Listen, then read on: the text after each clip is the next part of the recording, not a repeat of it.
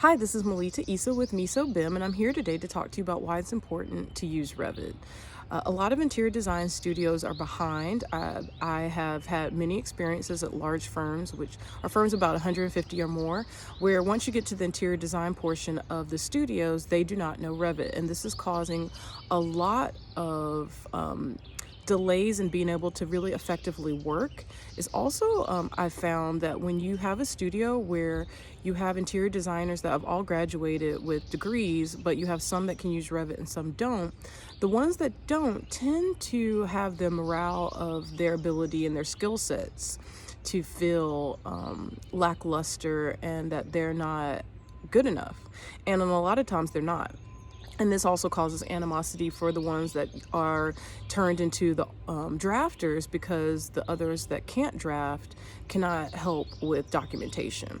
So how do you get past this? How do you make sure that you're not living in a Pinterest world and that you're actually getting things out there in documentation? You have to learn Revit, and the only way to learn Revit is to use Revit. The only way to use Revit is to make sure that you are focusing on the skills that are important for what you're doing in your particular job. So instead of, throwing your workers into these long, overly priced Revit courses where they come out not really knowing anything, it's very important that we take this bite-sized approach every day. Take 15 minutes to sit down and learn something in Revit.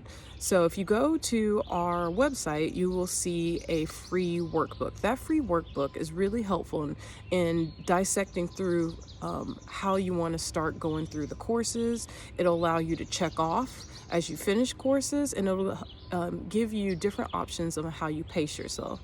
You can do daily, one course. You can do 2-3 courses a day, which will still not take you past about 15 to any more than 30 minutes of tutorial time. And then you need to apply. And the best way to apply is to either take an old project that you did in CAD and redraft it out exactly the same way. Don't redesign, just redraft it in Revit.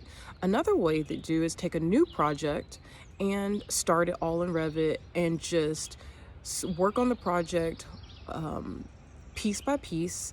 And as you grow with your tutorials, your project will grow. So maybe you just have walls and windows, and then eventually as you go through the course, you'll start applying materials and furniture families.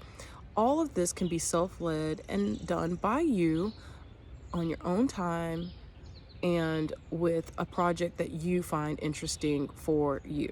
So go to our website, download the workbook, then go to our beginner or intermediate courses, browse through those courses in tandem with the workbook, and just get to it. Start learning, and then after you do your 15 minutes a day, and you're checking the boxes on which classes that you are taking, make sure you pick a sample project that you're going to work on, because without applying it, as soon as you're taking these tutorials, you are not going to learn it as fast as you want to. That is one huge mistake that people make.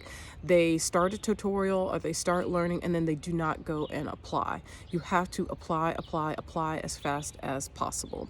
And then also on our website, you are going to find a template. That template is going to allow you to have the background resource in your Revit project file that's going to help keep you organized in your project browser. If you want to learn more about what a project browser is, then please go to our beginner tutorial and watch the video on project browsers. That is very important in making sure that you are documenting smart for your project and your applications.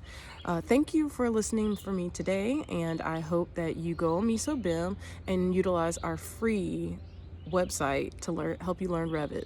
Increase your skill, increase your wealth.